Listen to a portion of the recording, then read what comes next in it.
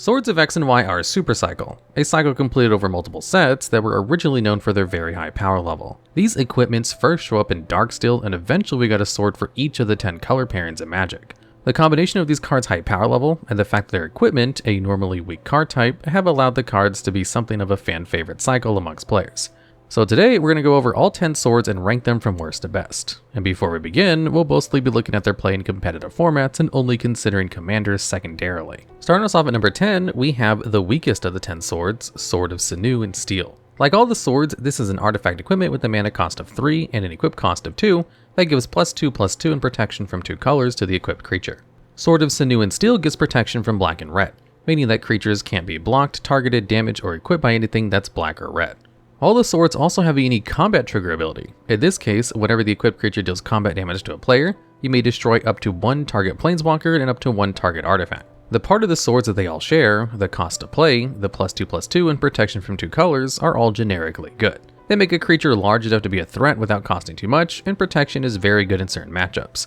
However, this isn't enough for the cards to see play on their own, and every sword has leaned on its combat trigger ability to see play. While Sinew and Steel doesn't have a bad ability, it's far too inconsistent to really be worth it. The issue is that, unlike every other sword, the sword relies on your opponent having cards in play to generate value. Worse, it relies on them having somewhat rare types of cards in play. While you'll certainly run into lots of planeswalkers and artifacts, not every deck will have them. In fact, the average deck probably won't be playing any copies of either card type, meaning that mainboarding the card is very, very risky. As a sideboard card, it just doesn't really do enough. The types of decks that would play Sinew and Steel to help in those matchups would honestly get more mileage out of a different sword, if not just playing a straight up hate card.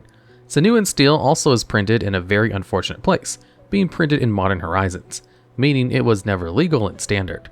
Only 3 of the 10 swords skipped over Standard, and usually the cards are quite good in the format.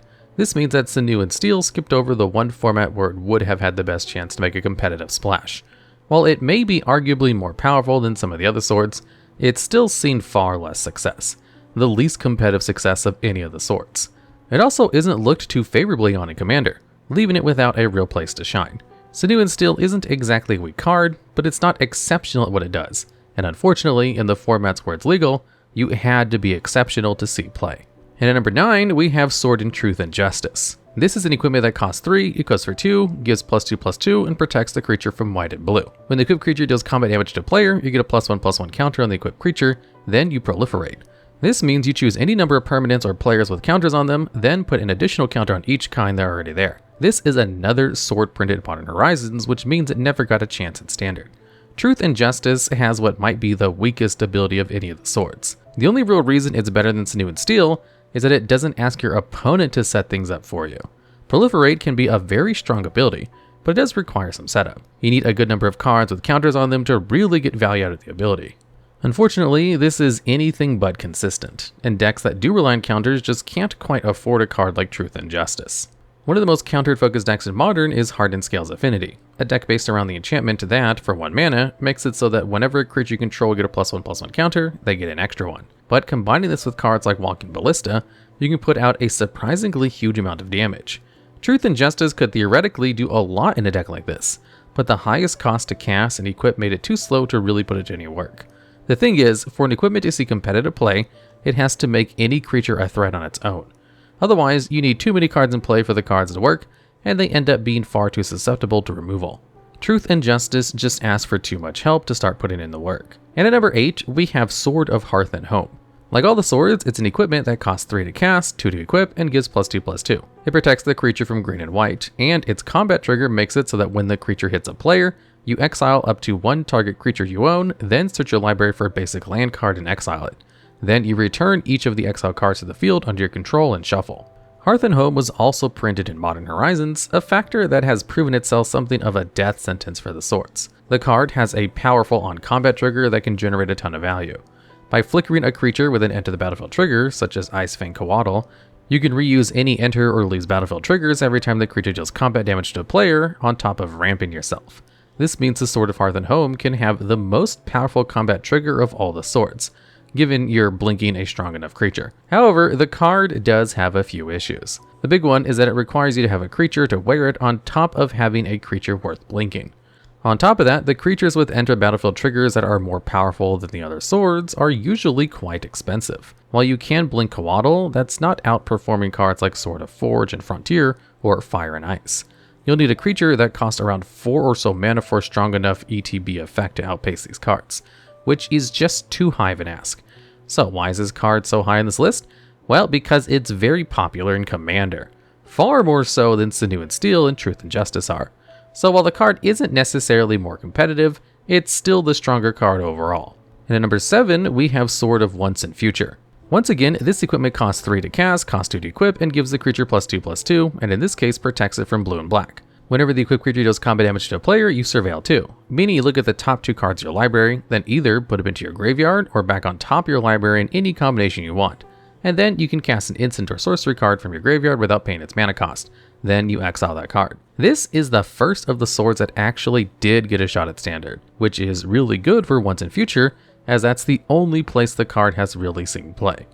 Unfortunately, Wizards decided to tone down the overall power level of new swords they put into Standard, as its combat damage trigger is one of the weaker ones available, asking for a few things to go right to have much of an impact. Surveilling 2 is a good upside, but not a great one, and recasting a spell from your graveyard is strong, but a bit hard to set up. To consistently get this to work, you'll need to have a lot of instants and sorceries in your deck, which normally isn't that big of an ask. However, as an equipment, it also asks you to have a creature on the field to equip it to. This means that the card is going to be a bit inconsistent. Even if you fill your deck with only creatures and spells to recast with the card, you'll still run into scenarios where you miss on the recast, or you miss on having a creature to put it on. In fact, most of the decks that played the card in Standard played it more for the protection than anything else. While protection isn't enough to make the card good in older formats, in Standard, the power level is a lot lower, and spending 5 mana to make a creature huge and hard for your opponent to interact with is way more than worth it. At the time of writing, Once and Future is still in Standard, and black is one of the best colors in the format and is often paired with blue. This means that Once and Future can block a huge number of your opponent's cards, giving the card a lot of play in the sideboard. While this isn't the best niche, it's still more success than the swords printed directly into Modern have had. And at number 6, we have Sword of Body and Mind. This equipment costs 3, equips for 2, gives +2/+2, and protects you from blue and green. When the equipped creature deals combat damage to a player, you create a 2/2 green wolf creature token, and that player mills 10 cards. Here we have the weakest of the original cycle of swords, though it's by no means a bad card. Getting a free 2/2 for hitting your opponent is strong, but the mill can often backfire. While it does let you kill your opponent if you hit them a few times with the sword, this will very rarely actually happen. Usually, if you hit your opponent the 4 or so times you'd need to deck out your opponent with this ability, you'd usually just have killed them with the combat damage. Additionally, having cards in your graveyard can often be an upside rather than a downside, making this card horrible into any graveyard-based decks. Still, despite these downsides, the card has still managed to see play. All the swords will at least occasionally be picked up by equipment-based decks whenever the protection colors are useful, and the ability to make wolves makes Body and Mind very attractive into any blue-green decks. There aren't any other equipments that can build up your board the way Body and Mind can, meaning your opponent will often have to use tons of cards to answer your board if you get it in. It's common to see players equip the sword's wolf tokens with the sword itself and get in, making the situation even worse. The card saw a ton of play in Standard and has seen a ton of play in various decks and Eternal formats, though its play has slowly dried up over time. And at number 5, we have Sword of Forge and Frontier. This is, of course, an equipment that costs 3, equips for 2, gives +2/+2, and protects the creature from green and red. When the equipped creature deals combat damage to a player, you exile the top 2 cards of your library. You can play those cards this turn, and you can play an additional land this turn. Forge and Frontier is the first sword we've seen that can consistently get you an entire card's worth of value every time it hits an opponent. However, being forced to cast those spells this turn, and to do so after combat, makes this a worse form of card draw. If you exile any card that you'd want to hold on to for later, such as counter spells or removal, you'll often end up disappointed. Instead, it's best in decks where the majority of your spells are cards you'd want to cast at any moment. As such, the card's main home has been in aggro decks. Any threats you hit are going to be worth casting, as they can add even more damage to the board or force your opponent to use more removal. On the other hand, the ramp the card gives you is good, but it's not consistent enough for any deck to really try and take advantage of. Actual ramp decks won't have the creatures to put swords onto, and other decks won't have the expensive cards to curve into with all that mana. This doesn't make the ability worthless, as you can still play extra lands and cast more spells, but it is weaker than it appears at first glance. All of this on top of the protection makes the card very good into any green and red deck as an aggro deck, leading to the card seeing sideboard play in a number of aggro decks. The card immediately started to see play in Pioneer on its release, so it's likely to continue to see success in the format. And at number 4, we have Sword of Light and Shadow. This equipment costs 3, equips for 2, and gets +2/+2 and protects the creature from white and black. It is the ability where, whenever the equipped creature deals combat damage to a player, you gain 3 life and may return up to 1 target creature card from your graveyard to your hand. This is another sword that generates an entire card worth of value each time it hits your opponent. It does require you to have a creature in your graveyard, but that's not that high of an ask considering the kinds of decks that would run Light and Shadow. Unlike with the previous card, Once and Future, which requires you to play a good number of instants and sorceries to recur in addition to your creatures, Light and Shadow only requires your deck to have enough creatures for it to consistently get cards back. This avoids the cluttering issue that Once and Future ran into. Another big upside of Light and Shadows is that it doesn't exile the cards it recurs, meaning you could theoretically loop the same creatures several times with the card across multiple turns. Surprisingly, the card wasn't anywhere near as successful in Standard as the other swords it was competing with. In older formats, recurring a specific creature can be the difference between winning or losing. However, in Standard, the stats alone are far more important, making options like Body and Mind a lot more appealing. This is why the card's main home has been in decks with a variety of powerful creatures to recur. Being able to get back cards like Thalia, Guardian of Thraben, Gadak Teague, and Stoneforge Mystic, all of which have incredibly powerful abilities, is a lot better than simply making a 2/2, even if you had to pay extra mana for them. The card hasn't been as successful recently, but its history of playing formats like Legacy shows how strong the card is. And at number 3, we have Sword of War and Peace. This equipment costs 3, equips for 2, and gives +2/+2, and protects the creature from red and white. It is an ability where, whenever the equipped creature deals combat damage to a player, it deals damage to that player equal to the number of cards in their hand, and you gain life equal to the number of cards in your hand. This has the least flashy ability of any sword we've seen so far. Simply altering life totals a bit every time you hit your opponent is one of the most boring effects a card can have. Despite this card is still very powerful.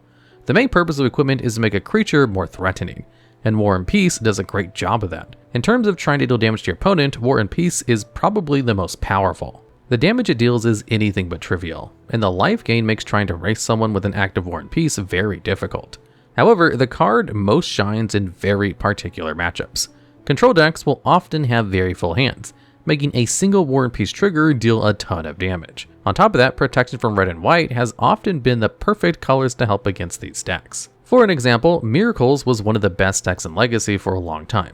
The deck's only single target removal spell was Swords to Plowshares, a white card, and the deck would often sit with around 7 cards in hand. This means that War and Peace would not only put a huge clock on them, it would also make it immune to the deck's cheapest and easiest form of removal. For a more recent example, Hammer Time decks have started using the card more recently in Modern. Some of the most troublesome decks in the format for the deck are Solitude and Fury, 2 powerful free cards that can remove their creatures. However, War and Peace will make a creature completely immune to both of these cards on top of making it a huge threat, making it a good backup plan out of the sideboard for the deck. While War and Peace isn't the most powerful card ever, it really shows how the swords can come in and out of the metagames just because they have favorable matchups.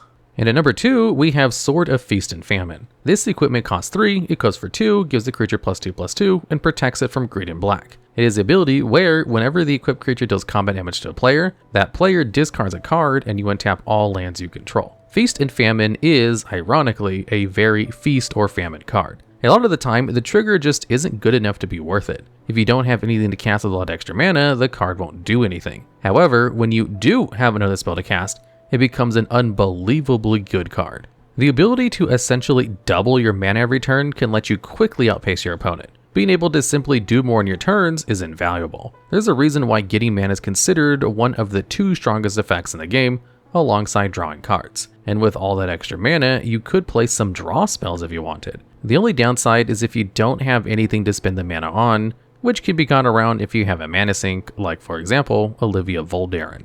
For a total of 7 mana, this vampire can steal an opponent's creature on top of getting even larger, or just mop up multiple small creatures. With a card like Olivia on the field, you don't have to worry about drawing a spell to cast with all that extra mana. Outside the mana production, the discard ability is very hit or miss. While ripping cards out of your opponent's hand is a very strong ability, it's an ability that gets worse as the game goes on. Later on in the game, your opponent is likely to have played all the good cards in their hand, leaving them without anything really worth discarding.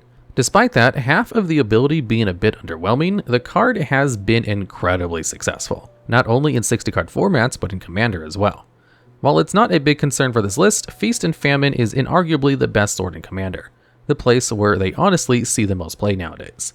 Feast and Famine does pop up in competitive formats here and there, but its dominance can't even compare to how common one other particular sword was and is. And at number 1, we have Sword of Fire and Ice.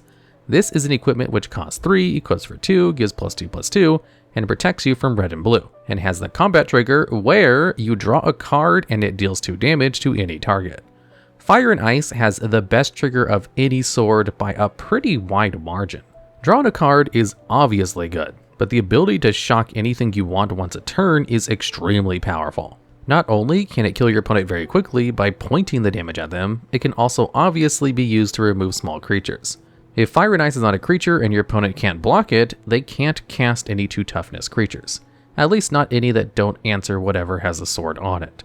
Casting a creature into Fire and Ice that can remove it is far too devastating, as you have to hold off until you find some other way to answer the sword. However, if you hold back on casting your spells, the cards Fire and Ice is drawing will only further dig your grave. Fire and Ice is one of the few swords where both abilities on the card are very strong, good enough that either the shock or the card draw can outperform the entire trigger on some other swords. If a deck is looking for powerful equipment to throw into their deck, Fire and Ice is the first place that most players go. It's no wonder that Fire and Ice has seen far the most amount of play out of any of the swords both historically and to this day. It's the most generically powerful, and it happens to give you protection to 2 colors that have often been very strong in older formats. The only place where the card underperforms is in Commander.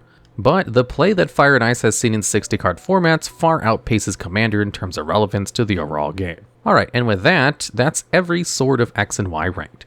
Do you have any ideas for future videos just like this one? Do you disagree with the placements of these cards? If so, let us know down in the comments below.